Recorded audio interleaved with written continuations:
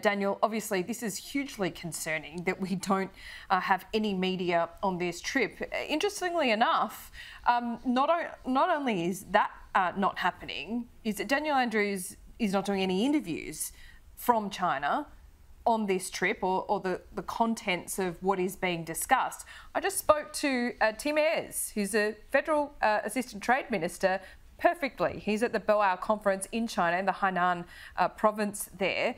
There is just no excuse for this lack of transparency.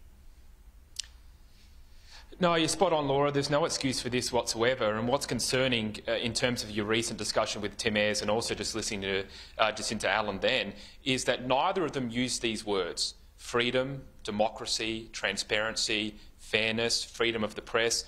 These are the values that define our nation.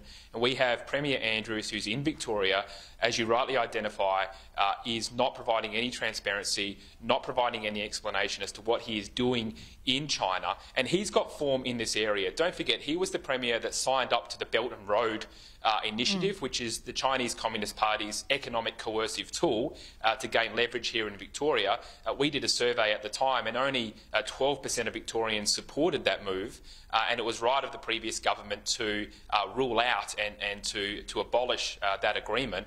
You've got to wonder, what is he doing there? If this is about education, why is there no significant figure with him from the education sector? There is something very concerning about this, and as you rightly say, transparency is the lifeblood of our democracy, and we need more information. Yeah, look, there is no business delegation, and we see business delegations whenever the Prime Minister travels. I would think it's just as important for a state premier. I want to just repeat a point I made to Tim Ayres while I spoke to him via Zoom from China, is that, OK, we do accept that it is difficult for Australian journalists to operate in China. In fact, there are none there at the moment because of how difficult it is. COVID, also a deterioration in our relationship.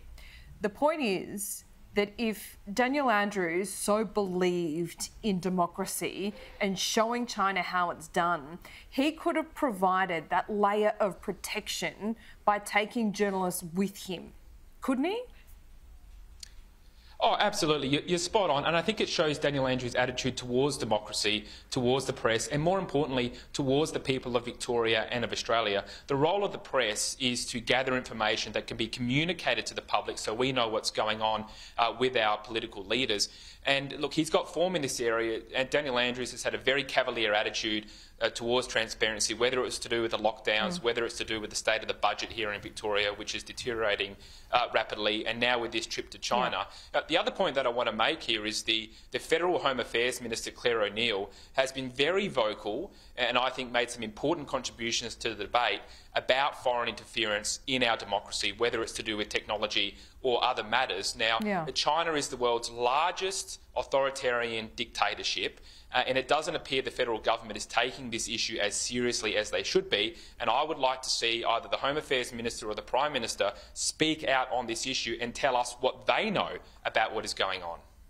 OK, look, I did ask Michelle Rowland that yesterday, and whilst Labor figures are reluctant to criticise one of their own, there is certainly a visible uncomfortableness in what Daniel Andrews has done. But Daniel, we appreciate your time this morning, and I just wanted to mention for our viewers that we have put in a request to speak to Daniel Andrews about this trip from China. We are available any time of the day or night to do that. And look, he obviously has some time on the trip because he's able to do that interview that he did with Hong Kong or Chinese state-owned television via Hong Kong. So that request is there and the offer still stands.